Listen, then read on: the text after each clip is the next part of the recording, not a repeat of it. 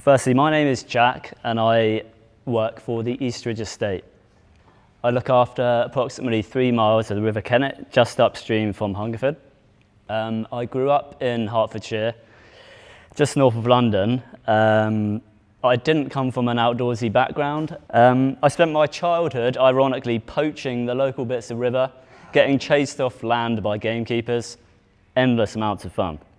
However, I am now a river keeper myself. An old employer taught me to fly fish. He took me under his wing and taught me the trade. I joined a fishing syndicate on the River Mimram, which has already been mentioned this morning. A lovely bit of river. It was completely jungle warfare. Trees everywhere, flies up in the trees on a minutely basis. But if you could get a fly in the right place, the trout would rise and you had a brilliant day. And that is where my passion for wild rivers and wild trout began. As soon as I realised that river keeping existed as a career choice, I knew that's what I needed to do. I gave up my job. I took on an internship with the Herts and Middlesex Wild Trust, who did at the time look after various sections of the River Mimram. I learned how to manage a river. I learned how to stick in faggots, woody debris, all that sort of thing. I then needed to move on, so I packed my bags and I moved down to Stockbridge to learn the trade further and meet some people, do the right things, which then led on to various job opportunities in quite a quick period of time. I won't mention any names, but on the River Test, which is where I learnt the trade, it showed me what I didn't want to do rather than what I did want to do. Eastridge. Now, the estate was previously owned by a large tobacco manufacturing family.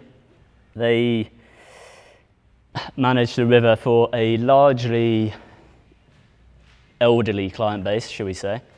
It was heavily stocked.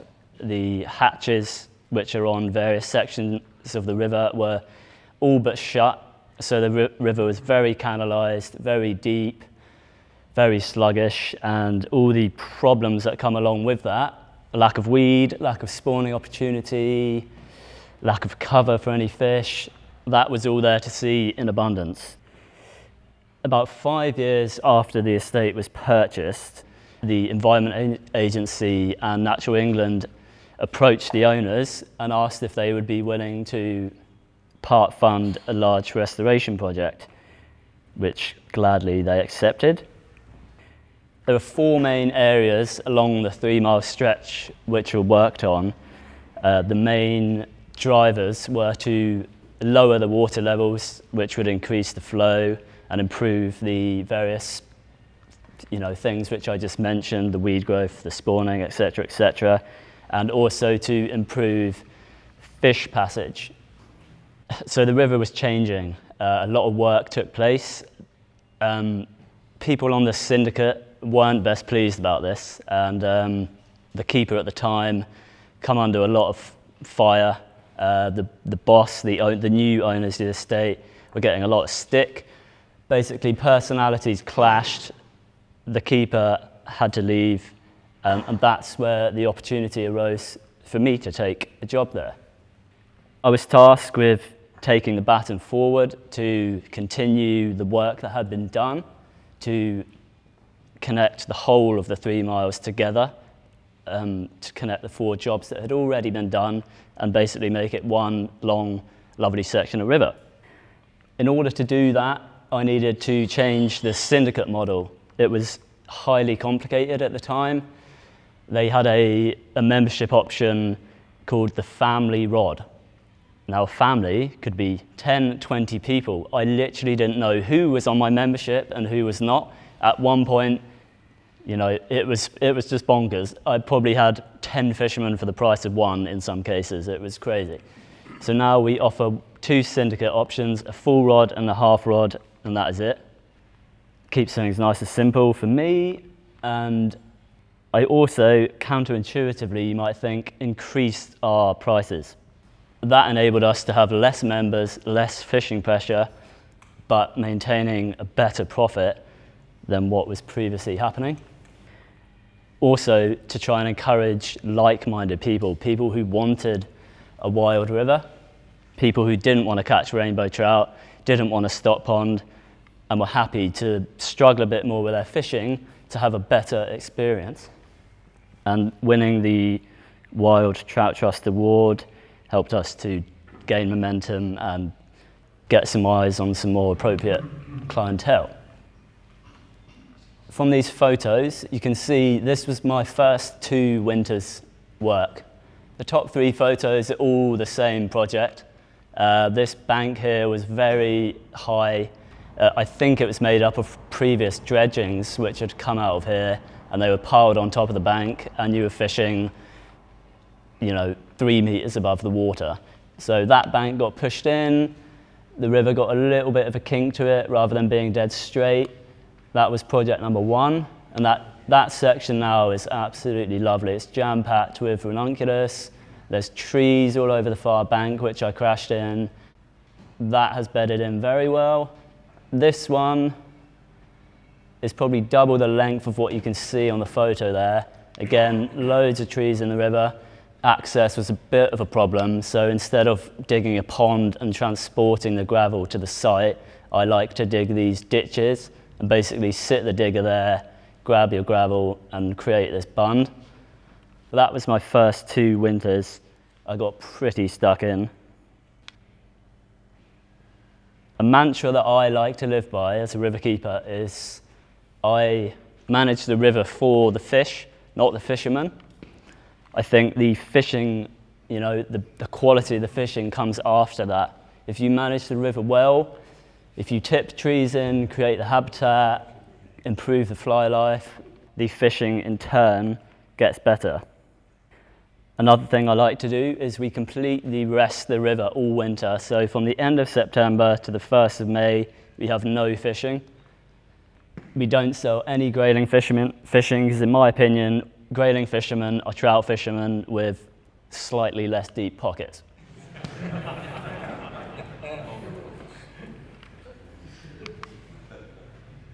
Another example of some work I've done here. Love putting these in. A lot of people say that islands don't particularly work well on chalk streams, but I think they do. 350 stakes went in there to do that. 2 big Ds were put in the river. Some counter sort of groins were put in on the opposite bank to create this lovely sort of S shape. Another little project here. It looks really simple, but Graeme, who's going to talk next, will show you some after photos of what this looks like now. Quite simple work, but really effective. Now, this is all well and good, but at the end of the day, the fishery is a business. The estate is owned by a businessman who likes to earn money, basically. So it needs to wipe its face. So for me, I need to think of a way of how I can manage a fishery predominantly for wild fish and wild fishing, but I need to bring in a healthy profit.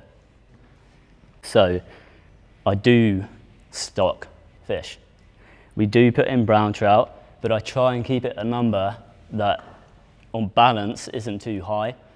I'm quite lucky that the bottom end of my fishery is very conducive to stocked fishing. It's deeper, it's a bit slower, the fishing is a bit easier, so the majority of my stocked fish go in there, and for me it acts as a bit of a sacrificial beat, which means that I can manage the majority of the 3 miles of fishing in a more wild trout friendly way. I would like to stop stocking. I have thought long and hard about it, and I'm sort of in the process at the minute of trying to come up with a sort of business plan, over the next 5 to 10 years of how I could do that. But on a chalk stream, when you're surrounded by other stocked fisheries that are charging an equal amount of money to you, it's quite difficult. I'm open to suggestions. That's really all I have to say, to be honest. I'm going to pass over to Graeme now, who's been a member on the syndicate for 7 years? 8. And hopefully he can talk to you a bit about how my work affects his fishing. Do you have trouble with flooding? What's your... My house flooded 2 years ago, so yes. Here we go. That's just about the last sort of bit that I spoke about. These are some examples of the wild fish which have come out of my beat. So they are there, and as Andy said, they are there. They feed on crayfish. I've definitely seen wild trout eating crayfish off the bottom. You just need to give them that habitat to get to that size. Just a little bit about me. As Jack mentioned, I've been a member at Eastridge since 2018. I fished for trout for 50 years and 2 weeks, and the evidence is there in terms of a little Weetabix packet certificate that my mum made for me the morning after I caught my very first brown trout on a Mep spinner. Sorry, but it was a Mep spinner. I wasn't up to fly fishing at whatever age I was. I grew up on the River Test, literally within a stone's throw of a River Test. My parents owned a short stretch of it north of Rumsey for the first part of my childhood. And then sadly, when the family split up, we moved to near the Itchen, Itchen Abbas. And so I've kind of lived on chalk streams for nearly all of my life. And just a little favourite, if you don't know this gentleman, Lars Lent, he's a very, very famous wild brown trout fisherman in the Nordics. And I particularly like this quote, which speaks to something you said. It's about being in the environment, not necessarily just filling your stomach. It's about being there and being in the moment. Why Eastridge? Why did I go to Eastridge? I had I won't mention where, but 22 years I had a syndicate rod on the test prior to coming to Eastridge. And I enjoyed my time there, but I became increasingly disillusioned about the type of fishing and, to be honest, the type of fishermen that we were starting to see on the test. Generalities are not a good thing, but there were often days when I would be on there and day rods would be there who were drunk by lunchtime, thrashing the water with a rod for a few hours in the afternoon and then disappearing to the pub again in the evening. And it just wasn't the type of fishing that I'd grown up with and that I really wanted to invest my time and my money in, to be honest. So exclusivity of certain beats does not necessarily equal satisfaction. The two don't. Big stockfish are great for some people, and there's room for everybody in our sport, but it's not for everybody. And so most of us in this room are here because perhaps we want something a little bit different. The conservation, the philosophy, Jack's absolutely right. Almost the first thing he said to me after shaking his hands was, Graeme, you need to know that I manage this fishery for the fish first and the fishermen second. And for me, that was music to my ears. That's what I wanted to hear when I was looking for somewhere to invest long term. I didn't want to jump from one place to another. I was aware of a Wild Trout Trust. I'm a life member, I have been for many years. And so the award that had been won just prior to Jack arriving was an important part of the decision making. I had actually visited Eastridge, although I hadn't realised, in 1986. When I took my two nephews to what was then Littlecote Manor, which was owned by Peter de Savray at that time, an industrial businessman. And it was in the state that Jack described. So I remember walking the banks and looking in this deep, dark, slow-moving thing. I had no idea it was a chalk stream. I didn't even know it was the Upper Kennet at that time. You would not have recognised it as a chalk stream. And so as we move forward through some of the pictures Jack's shown and some of the pictures I show, and for those of you who walk at Eastridge this afternoon, the transformation is unbelievable from where it was at that time. Diversity, being in abundant nature, I think brings a lot to being in the moment, to your point. I've had muntjac deer, what do you call baby deer? What? Fawns, I've forgotten. Muntjac fawn come within 2 feet of me. I've had kingfishers land within, a few feet of me. That for me is a big part of the day, a big part of the environment.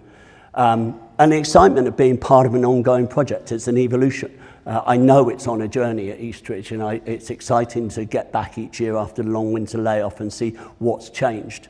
The first thing I do is walk the whole 3 miles on my first visit. I don't usually fish on my first visit. I just want to walk the river and see what's different. Where's the gravel being put up? Where's a tree being put in or collapsed? You know, what work has Jack been doing? Sometimes, as one of the photographs I'll show in a minute, we lost a big ash tree on the pool, on what we call the pool house section this year. And initially I went, oh, I love that tree. You know, it cast shade over that pool. It was a great place to hide behind and observe the trout from. And I thought, oh God, what a shame it's gone. But it's part of evolution. It's part of nature's way of moving us forward. And of course, what we really fish for, why I really go there, is the wild Kennet trout. All of these are mine, I'm proud to say. That bottom right one was taken on the last day of the season on a dry fly, 30th of September 2023, on a dry fly. So you can fish dry all year and catch fish. Fortunately, we do fish nymph a little bit later in the year, but all of these are here. And for me, as a fisherman of over 50 years, these are as special as and as unique as a sea trout from the Rio Grande in Patagonia, where I was this last April, as special as a peacock bass from the Amazon lagunas, where I was previous April. They are as special and as unique and as exciting. And I think it's very easy for anybody, even if we love trout, to kind of think, it's a trout. You know, there is no such thing as a trout. Every trout is beautiful in its own unique way. And one of the benefits of the ease of photography on a phone now is being able to relive some of those memories. Evolution, not revolution. This is the section of river Jack referred to just now, where these hazel groins, I would call them, have been put in. I'm not sure what the proper name is. Looking up towards the pool house, it's a little bit difficult to see. It's the same view, but it really is the same view. And this is over, I think, 3 seasons. I think I've got the timings right on here. So this was actually, I think, the season after you initially, or the season after you did the work in the winter, and then subsequently each season after that. And you'll see how the river has quickly started to heal itself. But it is an evolutionary process. Another thing I think we often forget, particularly people who are not particularly well versed in chalk stream and chalk stream management, is the fact that chalk streams only exist through human intervention over the last 1,000 years. You can't let them be wild and they'll be a chalk stream. They'll just fill themselves in. They'll be a puddle within a couple of decades. They need management and careful management, and that's where we lost our way a little bit on some sections of the Test and the Itchin, where they've been over-managed, and history teaches us that that's what it should look like. Well, the future looks like this, not like that. And so it's an evolution towards where we need to be. But it comes with what I've called scars before healing. When I first walk the river each year, some of it looks like this. Some of it's a bit ugly. It's not your idyll of natural habitat. It needs time to get there. And so as fishermen, we have to give it time. We have to give people like Jack and others I know in the room the space to be able to work on the river and realise it's not always going to look lovely, every single section of it. It takes time for nature to kick in and for the benefits to come to us. That's a big ash tree, by the way, on the top right there, and missing it in the bottom there. It's a shame, but something else will come. It'll be different. The weed there will get more sunlight, will grow more prolifically, insect life will increase, blah, blah, blah. And I put this up, and this is my personal view, and I'm perfectly happy for people to shoot at me over this. But while you read that, I think I've got time for a quick anecdote. As I said, I grew up on the Test, and I was very fortunate to spend time down on what was then Lord Louis Mountbatten's beat of the Test, which is Broadlands Estate, which is now Lord and Lady Rumsey. That was just downstream from where I lived. And it was keepered at the time by a guy called Bernard Uridge, who wrote a very lovely book, The Ever-Rolling Stream. If you can get a copy of it, it's a lovely book. And Bernard was quite old school. He'd come there, you know, in the 30s or 40s, I think, just after the war maybe, and had been there for 30 odd years, 25, 30 years at that time. And I spent a lot of my summer holidays hanging off bridges and walking, across that land. And I walking one day and I came across Bernard standing on a bridge, obviously looking in the river. So I would have been about 10. I walked up to him and said, "Bernard, what do you do?" And he pointed, and there was a fisherman in the river wading the edges, fishing. Old school tweeds, deerstalker hat, beautiful rod. And even at that age, even at 10 years old, I could tell that this guy was something special. His casting was beautiful. I mean, it was balletic. Not more than the wrist moving. It was a complete demonstration in perfection in terms of casting. I kind of said excitedly, how many fish has he had? He must be doing well. I mean, it's beautiful. And Bernard said, "None." I said, "What do you mean none?" I mean, flies just landing perfectly. It's like thistledown. Everything was beautiful. And he said, "Well, Graeme," he said, "I've been telling him all day, he's standing everywhere where the trout lie, and he's casting everywhere where they don't." Watercraft, right? You can be perfect in all ways, but if you haven't adapted to your environment, then you're going to miss the fish. So for me, watercraft is really about the instinct that you gain from long observation, being on the water, being a part of that environment. Having said all of that, there are times when actually you just need to get down in the mud. On the hottest day of the year, that's sweat, by the way, not rain, on this shirt that I'm wearing, in the mud, getting dirty, in a tangle, to get the fly to the fish that you want to land. In this case, it's a grayling. Sorry, it's not a trout, but that was the hottest day of the year, 2023. I think it was about this temperature, about 30, 31, 32 degrees. And that's me done. So thank you for your attention, and for Jack, of course, as well.